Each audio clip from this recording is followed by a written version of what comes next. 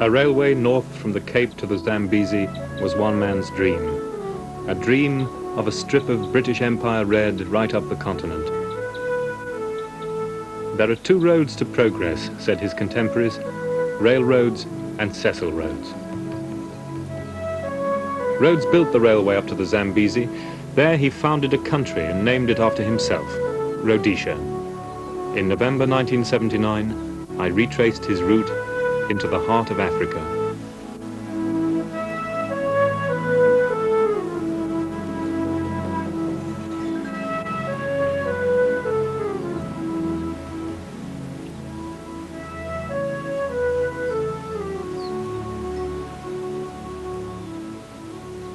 Table Mountain with its tablecloth of cloud.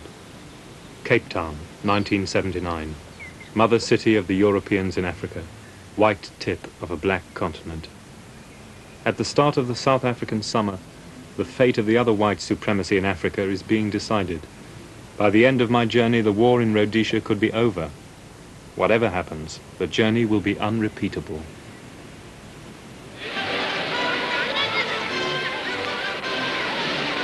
BBC World Service. The news, read by John Stewart. As delegates at the Lancaster House Conference in London discuss ways of bringing about a ceasefire in Rhodesia, two main areas of disagreement between the main parties have again emerged. The way the ceasefire will be implemented and the role of South Africa in the country's future. Cape Town Station, November the 16th. Take the blue train, everyone says. Twice a week, it runs the 1,000 miles from the Cape to Pretoria. The blue train is the most luxurious train in the world. It used to meet the P&O liners, and it preserves that vanished air of Edwardian gentility. A train on which travel itself is a destination. The train is ready to depart. Will all persons who are not undertaking the journey please leave the train now? Thank you. The blue train is never late. It departs to the boom of the midday cannon on Signal Hill.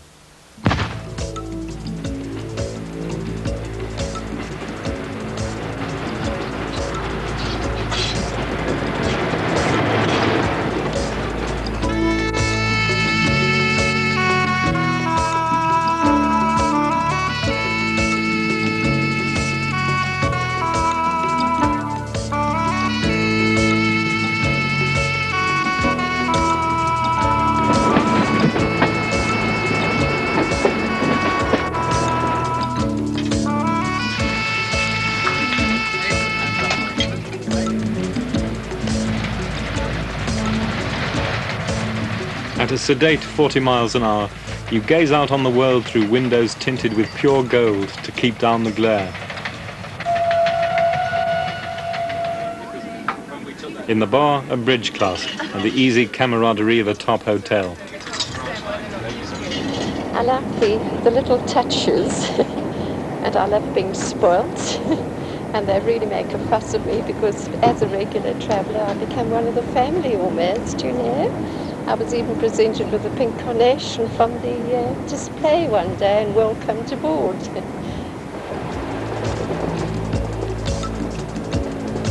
A cabin costs 150 rand, £100, and for that you could, if you wished, pass the 24 hours in pure self-indulgence. I shall pass it doing what this train is designed to do, which is consuming food, drink, relaxation, sleep, reading, and talking to you.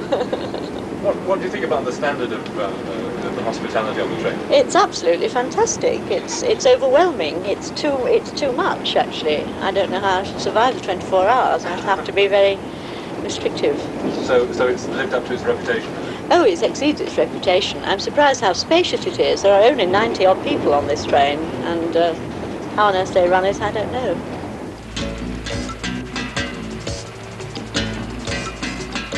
Before lunch, I pay a social call, there's no other word for it, on the occupants of the luxury suite. In addition to a limitless drinks cabinet, there, 205 rand, £120, buys them a plush bedroom, a bathroom with full-length bath, and of course a servant at the end of the bell. Well, you really do get 5-star service in every way, and I mean that. I tell you, I'm not looking forward to getting off tomorrow. I enjoy the luxury too much. What, I mean, you're in the top kind of suite on the train, aren't you? What did you get? How many rooms have you got, and what is there in them? Well, we've got a lovely bedroom, a lovely room to entertain people like you, all the bathroom facilities. What else would you want? And you can watch the world go... Watch the world go by, and the bar service. Cocktail cabinet for your husband. The first hours of the journey passed through the fertile, temperate plains of Cape Province, with their oak trees and vineyards, heartland of the original Dutch settlers of the 17th century. Their descendants, Afrikaners, Africans, they call themselves, have formed the ruling elite in South Africa since 1948. It was they who introduced apartheid, the total separation of black and white races. On the train, I meet Willem de Klerk, a 10th generation Afrikaner, a distinguished writer who farms in the mountains near here at Paarl. In the great spaces of South Africa, the people and the railways have always been bound up together.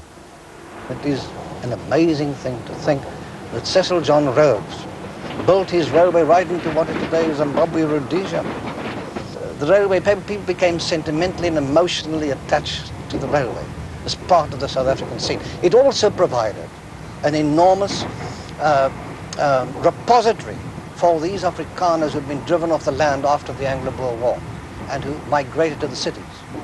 The Afrikaners have only been in the cities for 2 generations, and the railways provided opportunities for them. It was a socialist institution. And at those days, of course, to start off, the railways had in their topmost posts, they were mainly British people because they had a longer experience of all this. But the Afrikaners started at the bottom and they came up and eventually took it all over. That is happening to the black peoples and the brown peoples today. They are also coming up from the bottom. A lot of people outside South Africa who don't know it tend to think of the Afrikaners as very strange people who rule this, what we think, an unjust society. How would you respond to that? This was this band of brothers which arose. They came about like the Puritans of New England, or Old England, if you like, or Germany, or the communists, or the French Jacobins, in the same kind of way. They wanted to reform the world. This is a reformed society. And like Hamlet, they wanted to clean up the world according to what they thought was their view of justice. And that's what, you know what happened to Hamlet in the end, pursuing justice at all costs, and what you find is the dead bodies growing around you.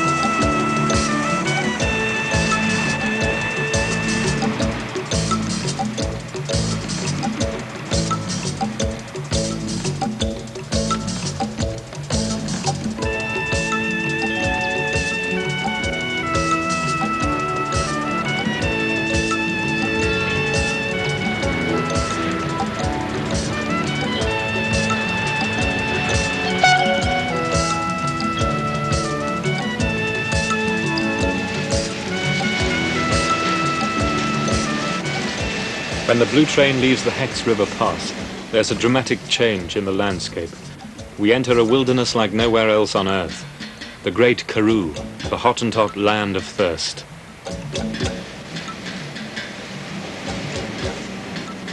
But you can't see life through gold windows. At 5 o'clock, the blue train stops at Taos River to change engines. I shall get off there to discover something of the people who live by the track.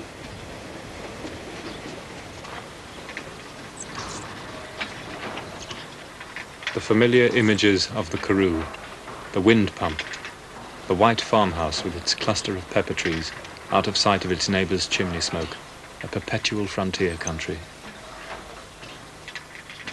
A drought-stricken land where only sheep are worth raising.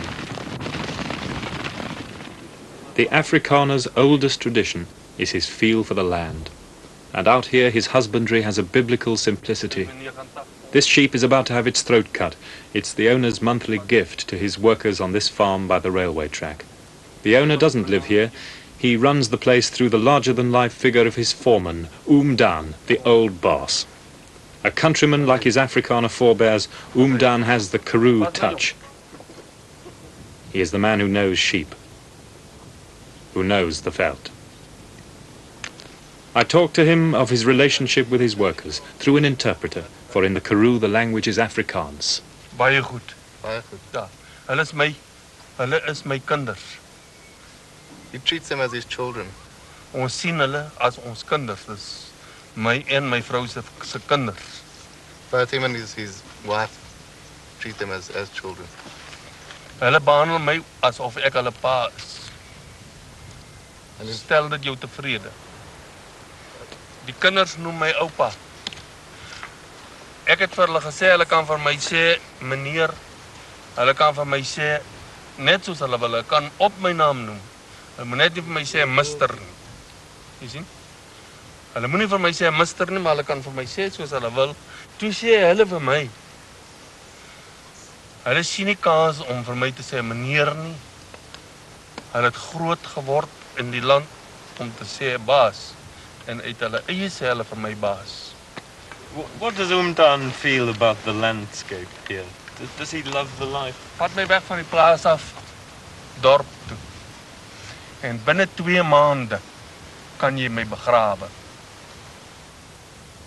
These are the houses of the farm workers. Among them Piet and his wife Maria. How do they feel about their life here? Hier is glad nie lekker by oba's van 4 nie. Mens ly hier te veel honger. Want oba's van 4 die gee vir 'n mens net jou meel en jou koffie en jou suiker en tabak alles elke maandag al oor 8 dae. En ander kos kry jy nie. Jy's meer van daar as jy honger, jy moet swaar werk en dan moet jy honger ook wees. Inside Maria's house is scrupulously clean, the kitchen shelf lined with empty jars.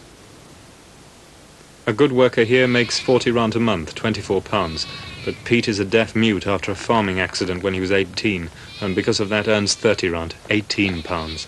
Maria has better hopes for her children. Die meisiekind moet 'n welsin juffrou wees. Die tweede oudste seun, plommer, houtwerk. En die baby, hy sê hy wil gaan vir die spoorweg. Nou sê hy baie kere as hy sien sy pa pay so min, dan sê hy, as hy eendag groot is, gaan hy maar op die spoorweg werk.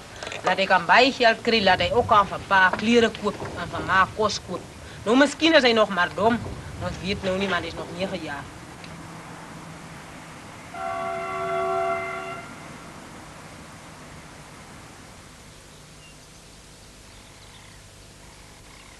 Wednesday, 5:30 in the morning.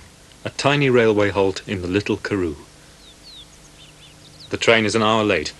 I've left the main route to travel down a branch line which will take us into a different landscape at a different age, the age of steam.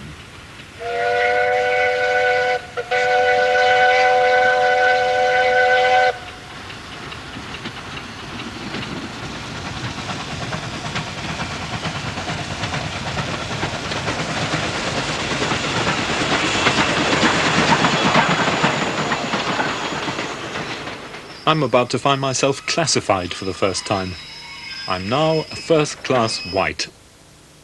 The blue train has international status and is therefore unsegregated. But here, as almost everywhere in South Africa, black and white people are kept apart.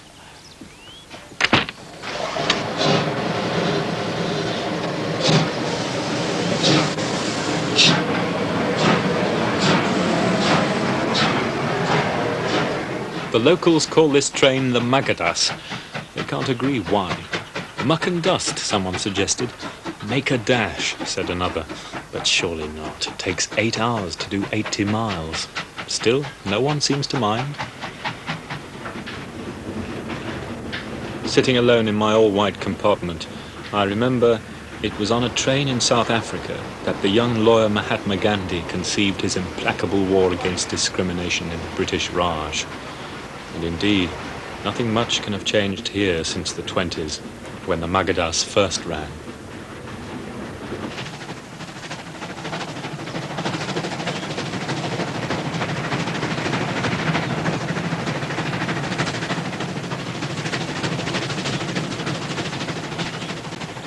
Elsewhere in South Africa, steam is in retreat, but here you feel it ought to go on forever.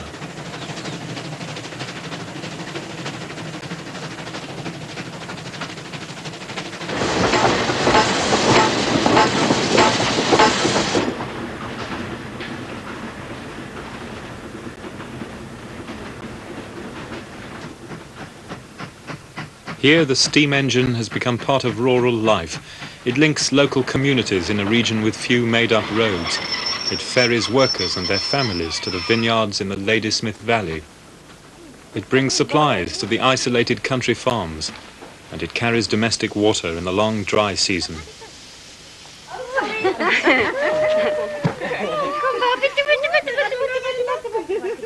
The Magadas is part of people's feeling about themselves. It's not so modern. It's an old-fashioned system, and so are we.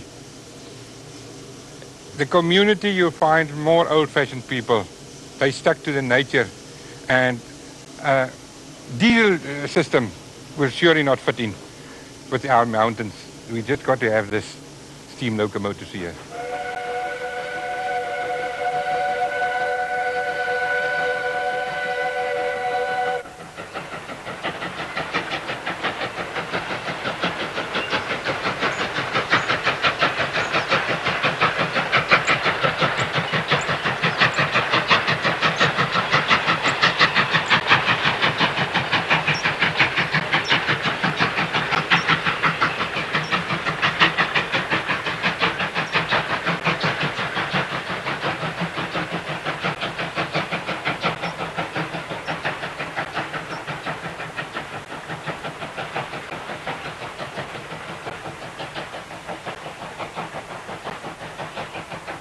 On the slow train, on a day like this, you wish steam would go on forever. But I must press on to rejoin Rhodes's historic rail route north.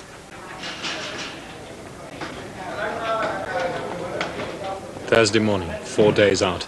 After 12 hours overnight on the local express, I'm in DR, 600 miles out of Cape Town. From the space of the Karoo, DR is claustrophobic. Central Rail Junction, the Crew of South Africa. Here we meet the age of steam head on.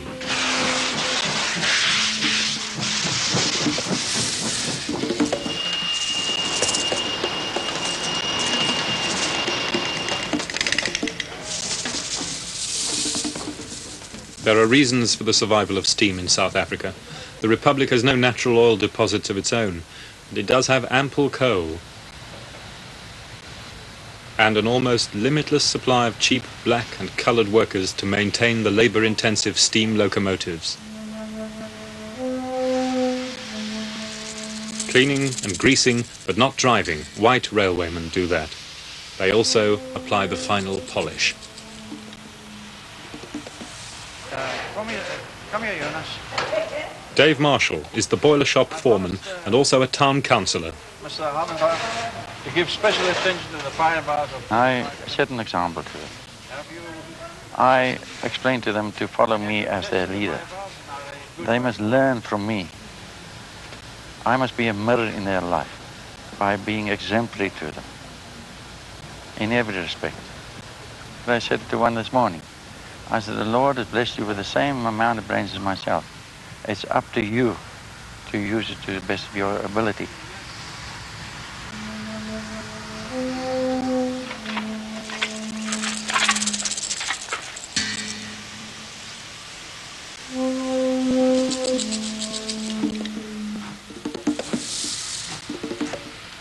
Everyone I meet here talks of change. But what will that mean in DR, I wonder?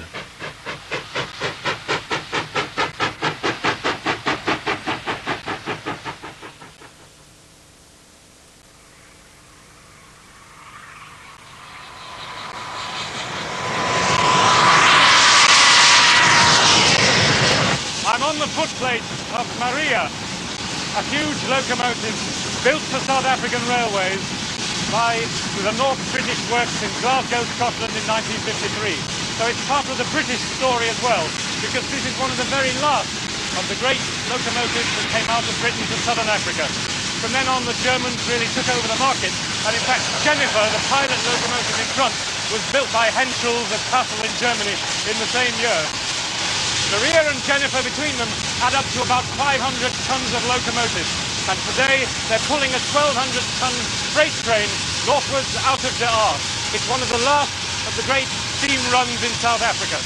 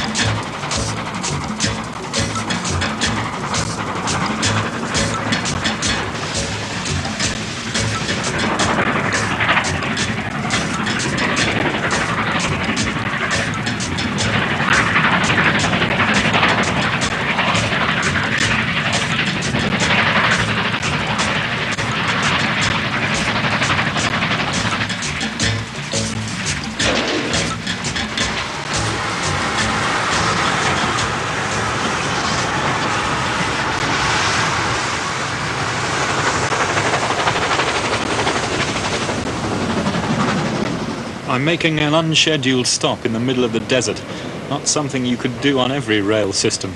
But with South African Railways behind you, the biggest organization in the Republic, you can do almost anything.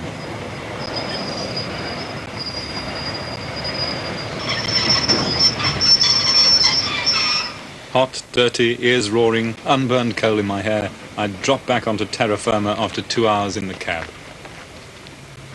If South Africa is the last stronghold of steam, then the line from De Aar to Kimberley is the steam buff's paradise.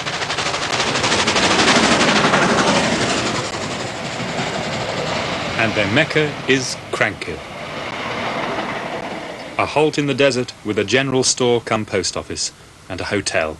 There you can watch the trains go by your bedroom window.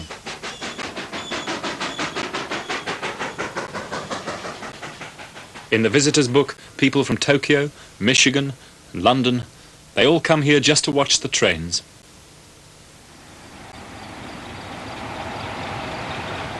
They certainly don't come here to get a good night's sleep.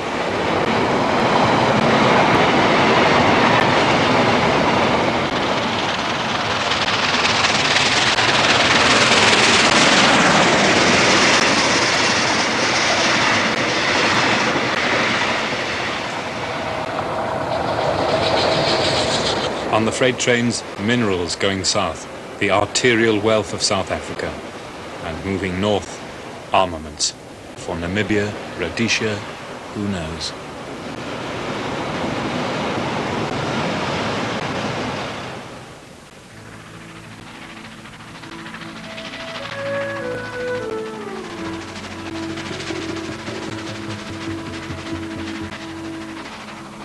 Dawn in the brilliant immensity of the high veld, a clarity unimaginable to this traveller from the cold north. I'm coming into Kimberley. The big hole, the biggest man-made hole on earth, Rhodes's monument, a pit of Babel. When I'm in Kimberley, said Rhodes, I often go and sit on the edge of the mine and reckon up the value of the diamonds and the power they conferred. Every foot of that blue ground meant so much power. Today, Kimberley bears few signs of the great days of the rush. Where's Champagne Charlie now, who salted his claim with fake diamonds filed from champagne bottles? Where's Cockney Liz, who auctioned herself in Dodds's bar? Or Barney Barnato, the Petticoat Lane conman whom Rhodes bought out for $5 million. All for diamonds. For the vanity of women, Winston Churchill said here in 1900, and the depravity of man, replied a woman. Kimberley catered for them both.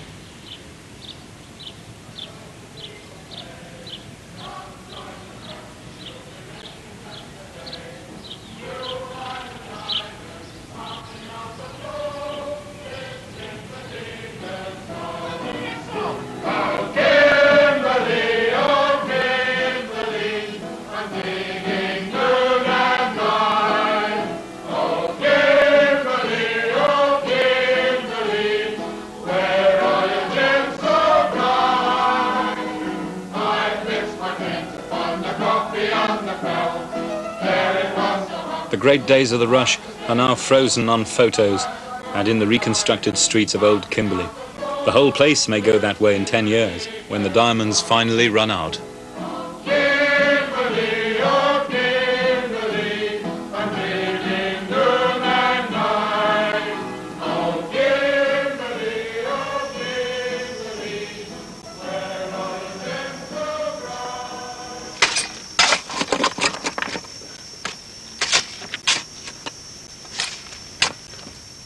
In time, the rush has become a trickle, but behind it is left a strange flotsam, a handful of poor white prospectors, licensed by De Beers to hand sieve for loose diamonds.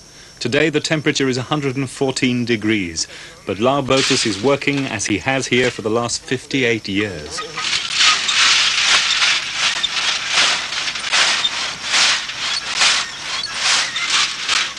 At 73, he still dreams of finding the big one. But are there any diamonds left here? Is daar nog diamonds hier? Heb je nooit gedacht? Man, ja, hier is een vreselijk. Bij die diamonds is uitgegroeid, maar je leert nog enkele grote diamonds hier rond. Maar wie waar op je krijgt, hier is nog diamonds. So isn't it very hard work just to hope for a scattered diamond?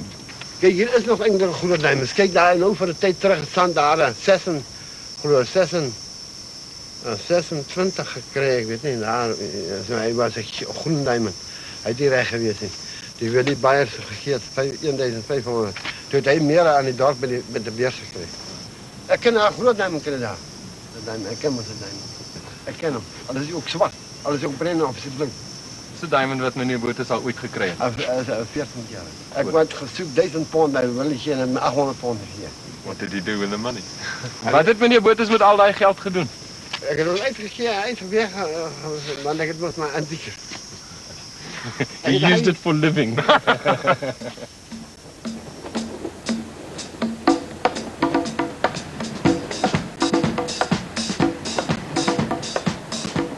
Monday morning, a week out. From Kimberley, I have left the northern route to follow the Blue Train's track into Transvaal, to Johannesburg. Boom town of the 1890s gold rush, the African Klondike. You arrive in Joburg past yellow heaps from gold workings which go down 11,000 feet below these skyscrapers, so deep as to feel the inner heat of the earth. The place is literally and figuratively built on gold.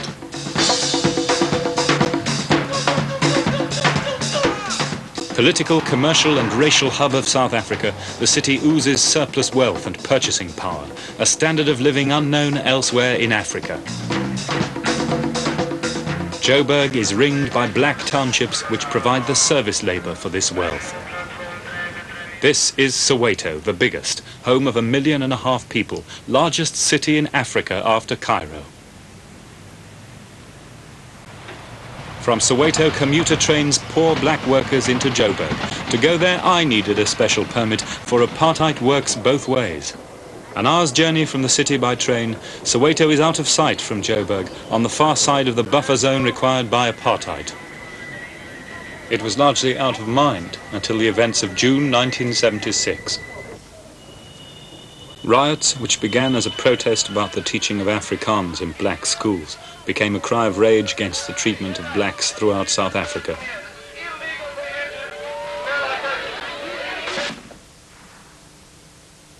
But Soweto, with its urban flash, provided the fuse, and of the 700 killed by the police, 400 died here. Wednesday, December the 5th. Dubé Station, Soweto, soon after dawn.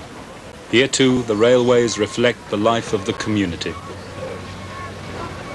I've arranged to meet Derek Tamer here. He lives in Soweto and covers its affairs for the black edition of the Star newspaper. People are desperate to get to work on time because if they don't, they are likely to lose their jobs or to get fired. So they have to go to work as soon as possible. And they'll use any other available means to go to work. There has been complaints for some time, but the railways have only promised to increase the number of coaches and to lengthen the platforms, but this doesn't help because there's simply too many people wanting to go to work in the morning and in the afternoon coming back into Soweto.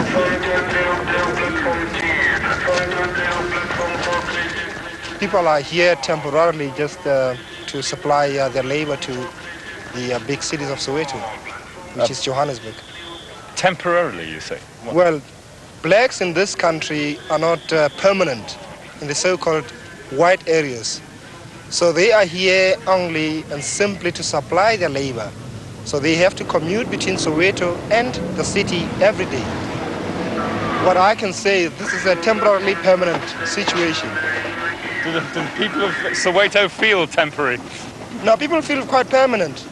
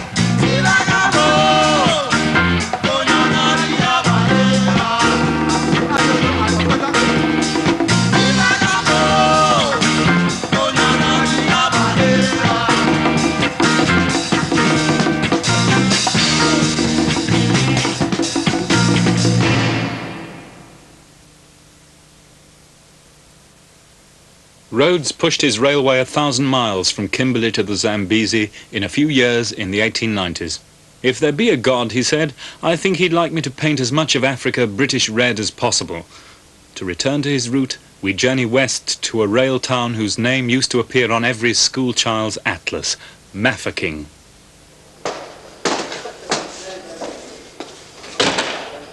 I suppose I came here expecting that somehow the Boer War siege would still be tangible. But today, another siege is on everyone's lips, and this time there will be no relief for Mafeking. In 1980, it will be assimilated into the black homeland of Bophuthatswana, and henceforth will exist only as Mmabatho. If we resist incorporation, the whites say, we'll become a ghost town, a spookdorp. But in a way, that is precisely what Mafeking is, and its real ghosts lie in a corner of a foreign field that does indeed remain forever England. Britons always loyally declaim about the way we rule the waves. Every Briton's song is just the same when singing of our soldiers brave.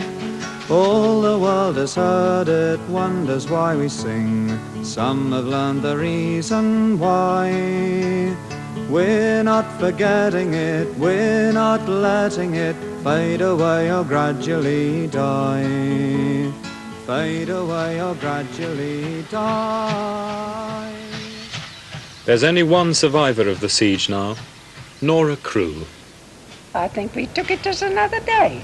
Of course, I had a good mother who looked after us. My father worked in a town. I think he took the water round and gave it to the people.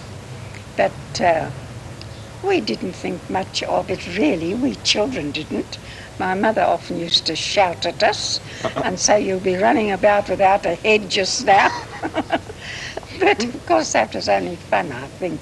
what do you feel about such a historic old town going into one of the native homelands? Isn't it going to be a bit strange? I don't think it'll make much difference. At present, our native people are very respectful. They speak English to us, most of them, and they're very good. And we have I have no grudge against the black. Of course, I don't associate with them.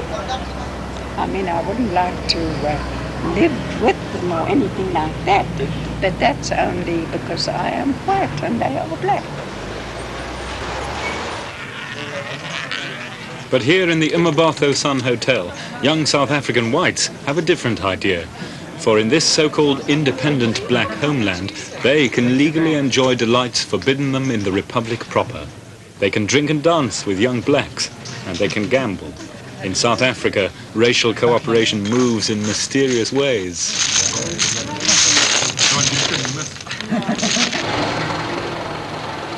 Friday lunchtime, December the 7th. From Mafeking, Rhodesia Railways take over, and we pass from the racially segregated system of South Africa to the good old British class system.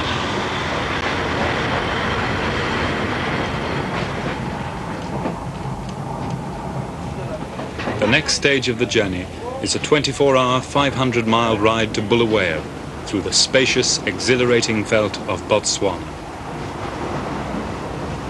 Afternoon, sirs. Afternoon. Botswanan customs on a Rhodesian train. It's curious when you stop to think. After all, further on up the line there is a war going on. It's hot, isn't it? I'm really suffering a bit coming from England. And Botswana, a frontline state, is sheltering guerrillas of the Patriotic Front. But in Africa, railways transcend politics. If your enemy runs the railway which brings your maize, then you have to compromise and keep to his timetable. Rhodesia Railways have run this service since they started. Now Botswana is negotiating to get the line back. They want their own railway after all. Meanwhile, they're very gentlemanly about it. Right the way through southern Africa, through South Africa, Botswana, up to the falls and the Zambezi. Oh, I see. I'm travelling through. That's nice.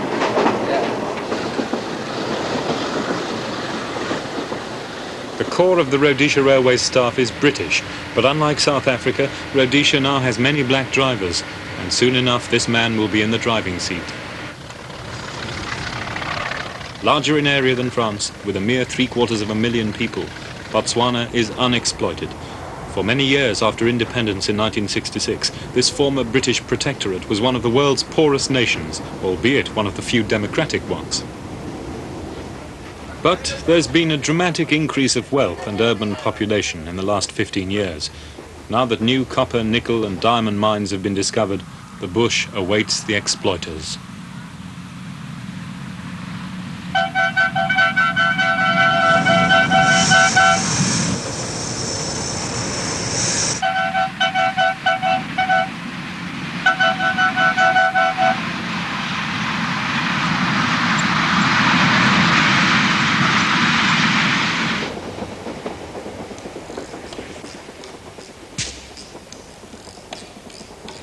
Now this is what I call train travel.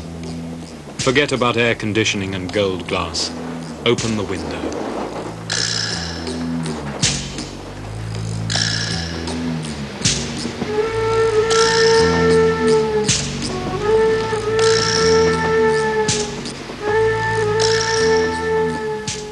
And there's the evening meal to look forward to, cooked on a coal-fired auger in a galley just wide enough to turn a pepper mill. Oh, marvellous. Thank you. Tremendous. And after dinner, what sensations to sit back to. The sounds and smells of the fringe of the Kalahari, bushfires, cattle trails, sweet grasses of the veldt, chatter of distant voices.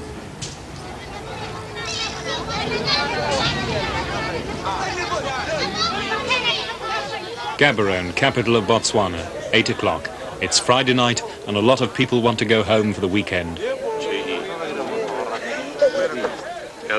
The steward is allocating sleepers and bedding in first and second class. Friday night it's always packed, and there's a fight for berths. B. 2056B. Watch out for the girls if you're on till Francistown, someone says. Friday night, pay night. And of course, the delight about the Bulawayo slow train is that you and your fellow travellers are not segregated. Not that that makes everyone overjoyed to be on the train. In fact, I don't usually like traveling by train, you see. I prefer when you go with a car, you can do anything on the road, you see. You can stop and then make, some funny games or, stop or do those kind of business, play guitars, just like I like music, you see. Yes. Yeah. Then you can stop on the way. But, I mean, do you like this train? But, it's cheap to travel by train than by vehicle. Yeah. What about this train? Do you like it?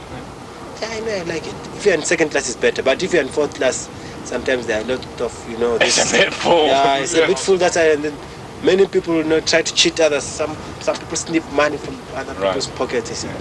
Thanks for the tip. I'll sleep on my wallet. It's only 10 o'clock, but people here go to bed earlier than in Britain. A friend in Joburg lent me Stanley's Travels Through the Dark Continent. In 1879, he said the Europeans would carve up Central Africa in 20 years, and they did. What would he have made of 1979?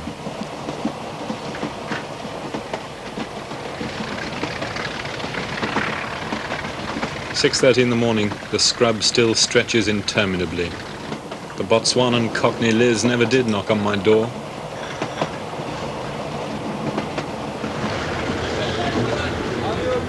Francistown, the old capital. This was the centre of Africa's very first gold rush in the 1860s. It was over in 10 years. Now all these men work on the Joburg gold reef. They've come home for the weekend.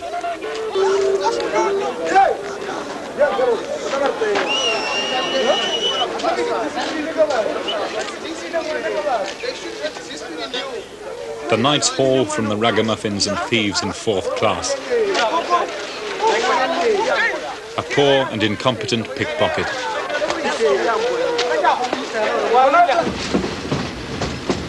11 in the morning. There's a different atmosphere on the train after Francistown. The crew are armed. We're approaching the Rhodesian border.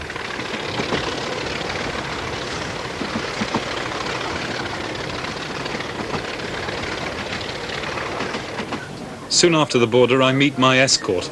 The Rhodesian emergency laws forbid journalists to go anywhere unsupervised. From now on, Craig will be my filter. He will tell me what I may or may not do or see.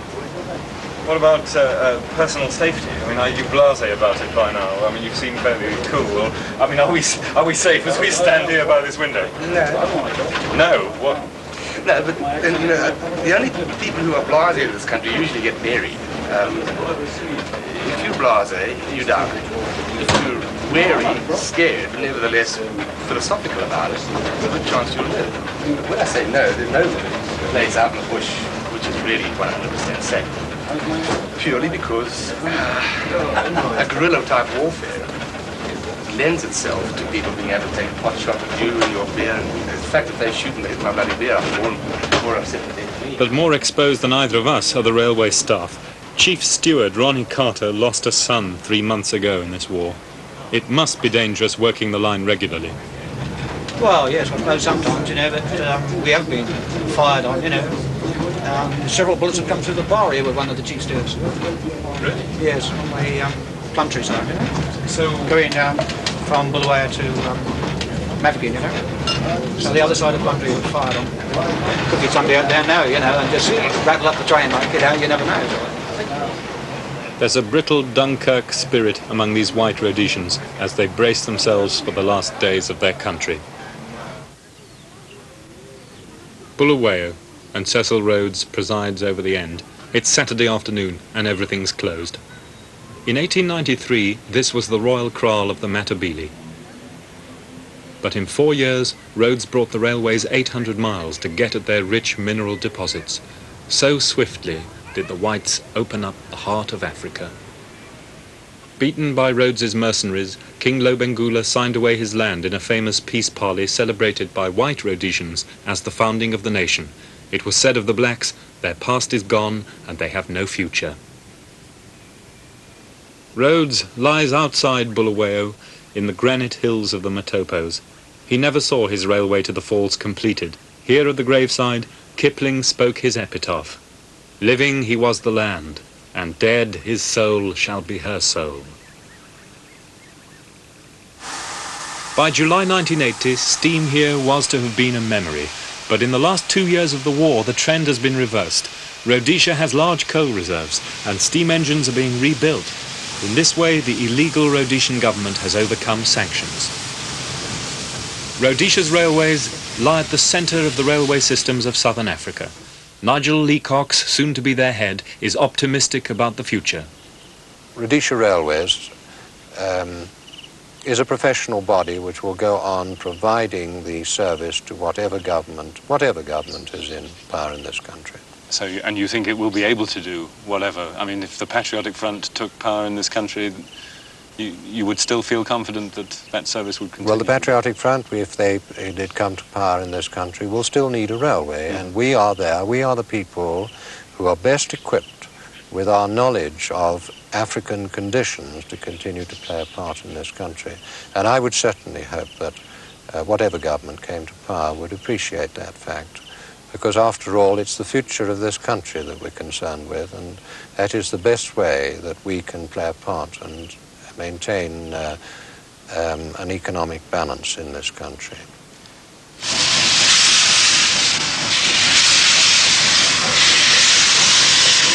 Eight in the morning, Wednesday, December the 12th. We leave Bulawayo for the north on the daily mixed goods and passenger train to Thompson Junction, pulled by Garrett loaned by South Africa. We're carrying extra water, and the passenger wagons are separated from the engine, for if the boys in the bush attack, they'll go for the driver first. We'll make the 220-mile journey during daylight because of guerrilla attacks, for Zipra has infiltrated much of the countryside by now. The train also carries troops. There is only a handful of passengers, but they all know what to do in an emergency. The women too. I've been taught to disarm a firearm, to take it apart completely and re-put it together. We have been down to the rifle range a few times, shot off a few rounds. I have shot a Bren gun. I've learned to use hand grenades, phosphorus grenades, small rifles, pistols, you know.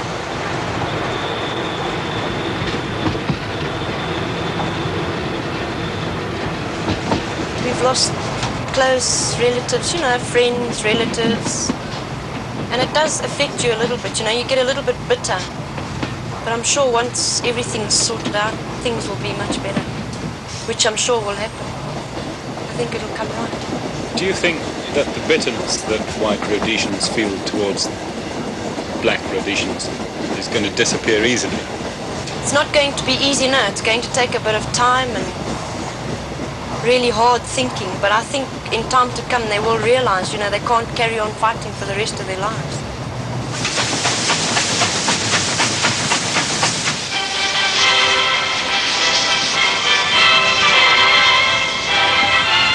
Here is an address to the nation by His Excellency the Governor, the Right Honourable the Lord Soames, PC, GCMG, GCVO, CBE.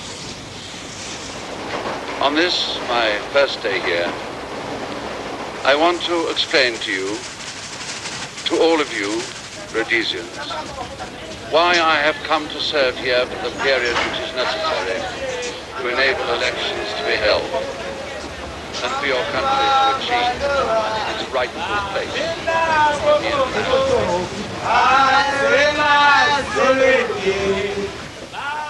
Wankie, the passenger's destination, comes as a complete surprise.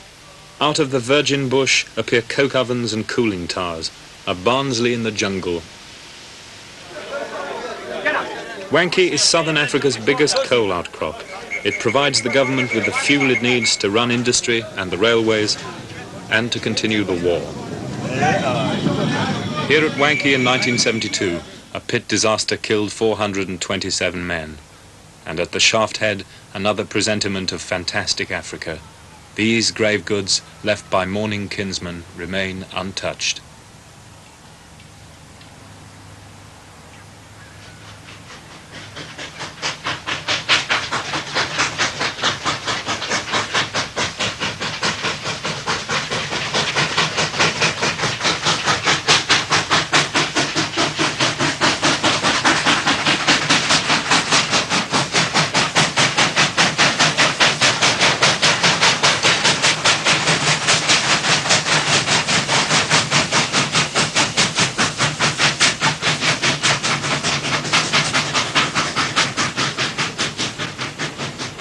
Wankie is a company town.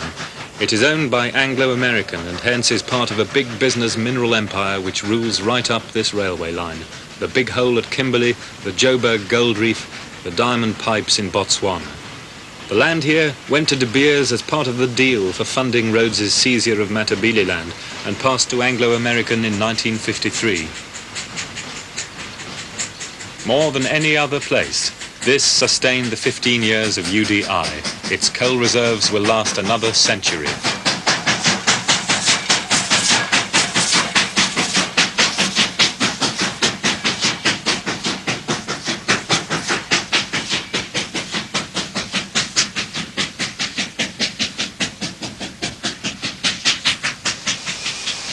This is Thompson Junction near Wankie, and it's the end of the line for the passenger on Rhodesia Railways, because the passenger service from here up to the falls was stopped about 3 years ago because of the war. The line became too dangerous. So in order to get those last 65 miles up through dense bush to the Zambezi, I'm going to take the footplate of this freight train carrying coal up to Zambia. It's dangerous. We'll be going through an area of considerable guerrilla activity, and over the last 48 hours there have been several strikes. A policeman was killed inside Wankie town the night before last, a loco sprayed with machine gun bullets, and in this yard a shunter was shot and wounded in the head. So that's why you'll see soldiers on the train. Their presence is all the more ironic when you think that today is Rhodesia's first day back as one of Her Britannic Majesty's dominions, because only a few hours ago at midnight the new British governor came here, took over and lifted sanctions. But the war goes on. The date today is December the 13th, 1979.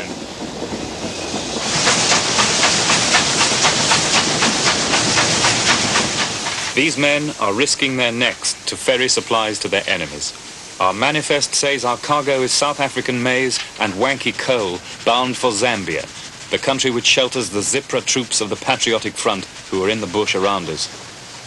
And this only days after President Kaunda of Zambia declared war on Zimbabwe Rhodesia.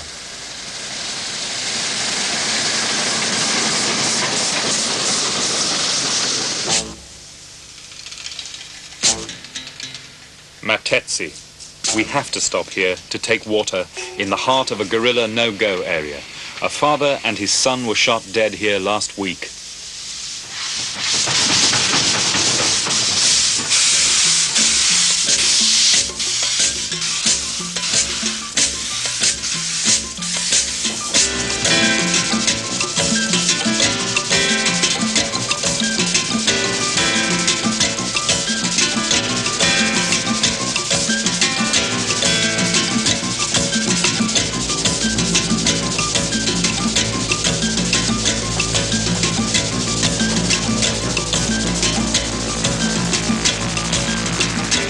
We are almost at the falls.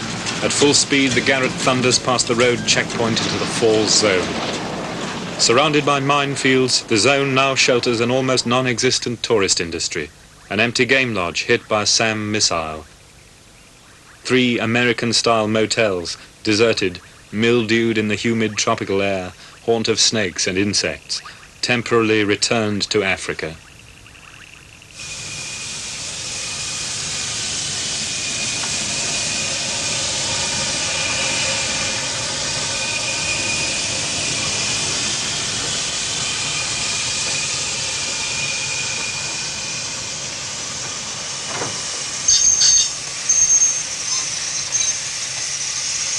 Well, here it is, the end for us of a journey of 2,000 miles.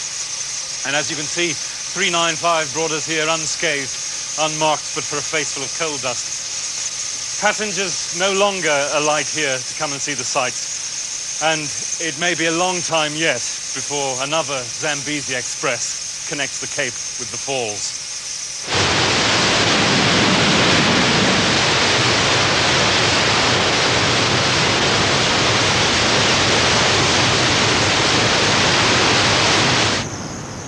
In December 1979, the only trains to pass over the bridge are Zambian, picking up our load of coal and maize. In December 1979, this is the front line in Africa.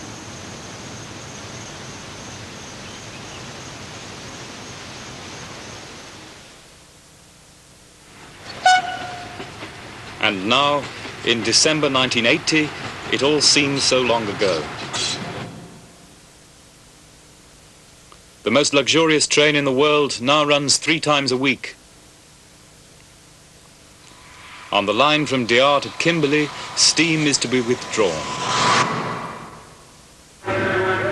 The South African government says that Soweto will be given city status. Its people could be permanent. Mrs. Cruz Mafeking is today part of Maputo, Tswana. Rhodesia Railways have become the national railways of Zimbabwe. You can take a passenger train once more to Victoria Falls. It's hardly 100 years since these falls were first seen by a white man. A scene so lovely, said Livingstone, it must have been gazed on by the angels in their flight. In that time, the tide of white colonialism has advanced and receded. It may be too late for South Africa to respond to that tide. Like the falls themselves, the current of history is remorseless, unswerving, and deaf to persuasion.